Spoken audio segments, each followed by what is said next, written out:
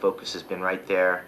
But my main focus is to get that trophy so that we can mainstream and commercialize bodybuilding as a whole and as an industry, so we can get some public recognition to encourage other bodybuilders to do the same and follow in that footsteps of win the contest, now promote the contest. So this has a special significance for me to actually be number one, not number two or number three. And to do that, I realize I'm up against the best in the world, not taking anything away from Kevin Levrone and Flex Wheeler and Nasser El Somebody, all of which have been second in the Mr. Olympia. But none of them have the experience that I have. None of them have followed the journey that I followed. And I think none of them have earned it and paid their dues the way I have. I'm the veteran of the group. This is my 10th Mr. Olympia. And in my mind, I've earned it and I deserve it. And I'm coming here to get it. So we'll see you in a little bit, and hopefully we'll have some good news for you. Enjoy the ride.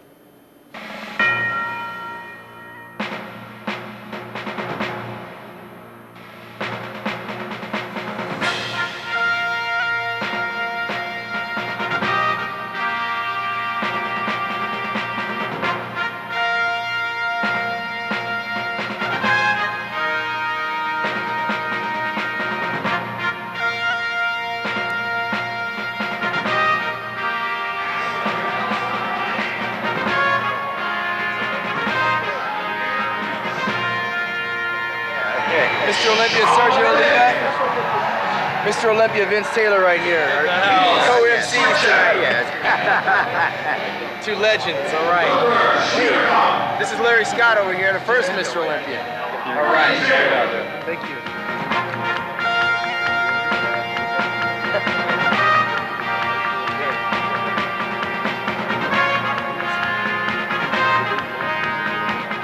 Kevin Levrone, the Maryland Muscle Machine. Man with class.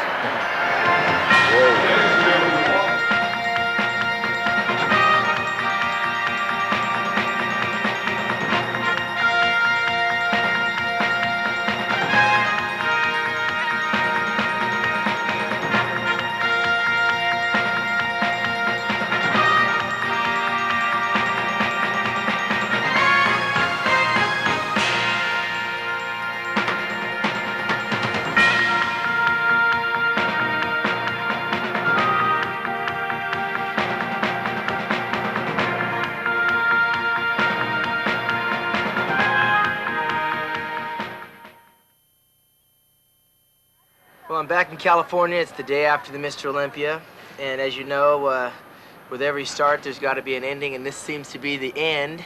We've come to the conclusion of our video. Just to recap what's taken place over the past 12 weeks, I started out at 232 pounds. I dieted down for 12 weeks, and going into Saturday afternoon's prejudging, I was the heaviest I'd ever been in competition. I was somewhere between, probably by the time I hit the stage, 214 to 216 after carbing up and dehydrating. And from a personal preparation standpoint, there's nothing I could have changed or would have changed or would have, yeah. And I remember back when I started bodybuilding, somebody said I was too small to ever be a professional bodybuilder. And here it is 11 years into my pro career, and every one of my workouts has been fueled with that one comment about somebody telling me what I couldn't do. So with all the compliments received throughout the year and all the pats on the back in the gym, we remember the one negative comment that the one competitor or enemy has made about us, and we use that to energize our workouts. I think Ronnie Coleman said it quite candidly, you know, Shawn, the one thing that stuck with me was you called me 100 to 1 long shot. And I take my hat off to the new Mr. Olympia, Ronnie Coleman. Surprised me and everybody else. I mean, the guy came in 15 pounds heavier and was hard and dry. He'll be a worthy champion. In the end, after all of my hard work, I wanted to walk away with the standout trophy more than anyone. And I walked away with a 5th place prize money. That's not to say that I wasn't the best on the day. That was 12 judges' opinion for that day. And if you polled the audience, you might come up with a different champion. And I understand the dynamics of professional bodybuilding, so that I couldn't personalize and internalize a 5th place defeat. For me, it was a 5th place victory. I'm one of 5 of the top best physiques on the planet Earth, and have been for 9 straight years. I have nothing to hold my head down about. I'm in good company, losing to Flex Wheeler and Ronnie Coleman, and sharing the stage with Kevin Levrone. So on this level of bodybuilding, you have to understand it's a business, and the business starts now. I took care of my contractual obligation and competed in the Mr. Olympia. I didn't fulfill my destiny of becoming the 10th Mr. Olympia, but I was there. I fought the battle. I survived without any scars. If anything, it was a learning experience for me in how to grow up, deal with defeat, learn the meaning of camaraderie. I think all of us put our differences aside for one day. We fought the battle, and when it was all over, we were all shaking hands and patting each other on the back. I mean, those people, those 5,000 people were there to see us. So, and I got paid for being there. I don't want to diminish the fact that I would love nothing more than to be Mr. Olympia and be officially recognized by my peers and the judges and the world as the best bodybuilder on the planet Earth. The one reality I walked away from this contest was that that may never happen.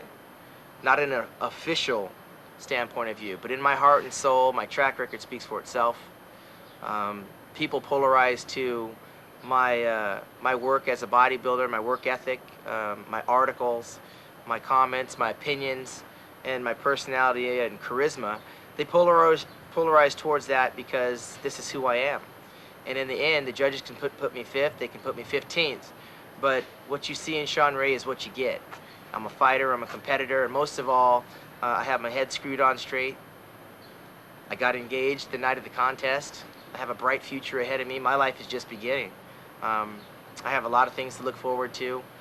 My career's not over by a long shot, but the perspective of my career is put in focus. I think that bodybuilding is now becoming a sport where, like the NBA, you have a lot of different personalities. You have a point guard, you have a forward, you have centers, and you have shooting guards.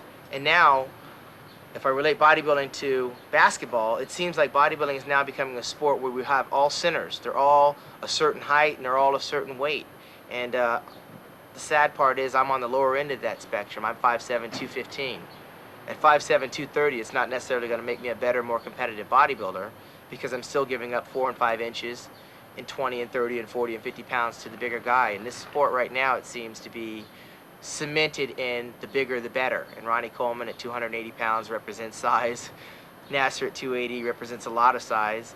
And so I can't play that game without ruining my physique. And before I ruin my physique, I will reevaluate my career and my competition in the future as to which direction I'll go. Right now, I'm hoping that you've learned a valuable lesson in terms of getting ready for a contest, understood the journey that it takes and the discipline that it takes to make it to the big show. You may not have learned how to win the contest because I don't have the trophy to represent that, but I guarantee you one thing, I'm not holding my head down. I feel like I won a personal battle, and that was I wanted to put on more size, and I did that. I came in bigger, I did that. I kept the detail and definition while gaining 6 or 7 pounds of muscle. For me, that's winning the war. That's fighting the battle and coming out and being happy. I'm not content, but I am happy with my personal approach to this contest. But the one thing stands clear. Ronnie Coleman was a better bodybuilder on the day. And out of all the top 5 guys, the most improved. And so at least they got that part right. And there was no politics in that. And Ronnie Coleman should enjoy being Mr. Olympia because he gives us all something else to fight for in terms of personal improvements. I made improvements, but once again, I've always considered myself a diamond in the rough, a work in progress, and it ain't over till it's over. So eat your Wheaties, stay focused, and stay hungry in the gym until the final countdown.